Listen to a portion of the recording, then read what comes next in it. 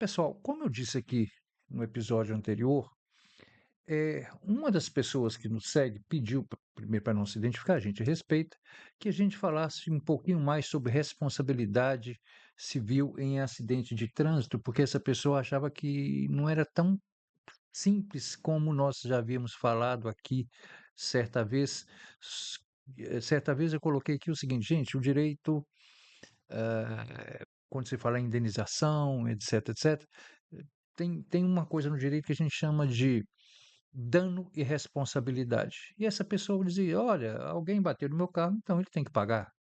Já que você falou que a coisa é dano e responsabilidade, eu sei quem provocou o acidente e tal, esse negócio. Mas parece que é um pouco mais complexo. E é sim, tá, pessoal? Tá? Façam como essa pessoa, se inscrevam no nosso canal, se você ainda não se inscreveu, sugira temas aqui para gente conversar, por mais simples que seja, tá? Ah, mas eu já sei, tô careca de saber, mas tem gente que não sabe. Aqui, como sempre, né, vamos usar um linguajar mais simples aqui para a gente entender as coisas de forma mais objetiva. Pois bem, quem é responsável pela indenização, por assim dizer, já que nós estamos falando de responsabilidade civil, no caso de acidente de trabalho? Como regra, a responsabilidade em acidentes de trânsito, responsabilidade civil, é conjunto de regras jurídicas que define, pessoal, quem deve reparar os danos, porque depende de uma série de fatores circunstanciais, né, que precisam ser analisados, né, naquele sinistro envolvendo o veículo.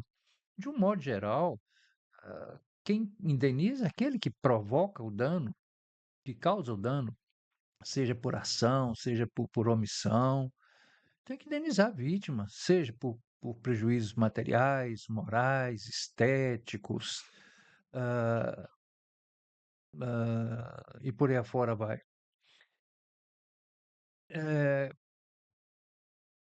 No Brasil, a regra geral é a chamada responsabilidade subjetiva, onde a vítima precisa comprovar que o motorista agiu com imprudência, com, com negligência ou imperícia, nesse caso, o que a gente chama de culpa. E os principais pilares que regem essa matéria incluem, primeiro, elementos das responsabilidades objetivas que a gente precisa entender, aquilo que eu falei, os desdobramentos que precisa entender. Então, para que haja dever de indenizar, é preciso reunir três elementos fundamentais. Primeiro, conduta, ação ou omissão do motorista, por exemplo, avançar um sinal vermelho, né? O excesso de velocidade.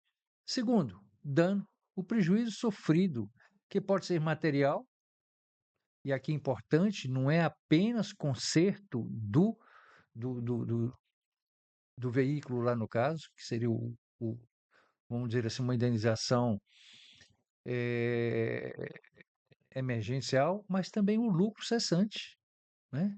Ah, olha, eu perdi um negócio, eu perdi o horário de trabalho e a culpa foi sua de ter provocado o acidente, então você vai ter que indenizar.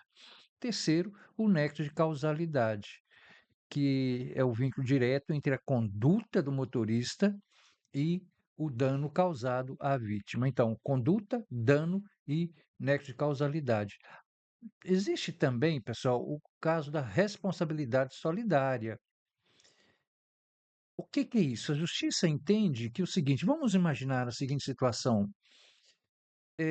Uma pessoa empresta o carro dele para outrem. Essa outra pessoa se envolve num acidente. A justiça está entendendo que a responsabilidade é solidária. Tanto o motorista quanto o proprietário do carro é que vão arcar com o prejuízo ali, né? E o que que também são chamados excludentes de responsabilidade? O motorista pode se isentar do dever de indenizar se provar que o acidente ocorreu não por ele, mas exclusivamente por culpa exclusiva da vítima, né? Caso fortuito ou força maior, eventos imprevisíveis, inevitáveis, como uma queda repentina de árvore ou fenômenos climáticos externos. não dependeu nem da vítima, nem do condutor, por assim dizer, e fato de terceiro, quando a colisão é provocada por uma terceira pessoa não envolvida diretamente no incidente. E o que é chamado também de culpa concorrente? Ocorre tanto quando tanto o causador do dano quanto a vítima contribuem para a ocorrência do acidente. Então, nesse caso, o juiz reduz proporcionalmente o valor da indenização, com base na gravidade da culpa de cada parte. A responsabilidade, por outro lado, é objetiva. Isso são casos excepcionais, quando, independente de comprovação da culpa, isso ocorre, por exemplo, atividade exercida envolve risco da própria natureza, com um acidente envolvendo, por exemplo, veículo de transporte de carga ou de passageiro, ônibus, caminhão, táxi, aplicativos. A responsabilidade, olha só, é objetiva. De quem? Da empresa. Uma pessoa está lá no ônibus, enfim, deu um baque lá, sei lá, alguma coisa assim, a pessoa sofreu um acidente lá dentro, a responsabilidade da empresa. Assim como, por exemplo, já falamos aqui, um objeto do passageiro que foi furtado dentro do ônibus, né? Foi alguém da empresa? Não, foi um indivíduo, um ladrão, enfim, mas a responsabilidade objetiva é do ônibus.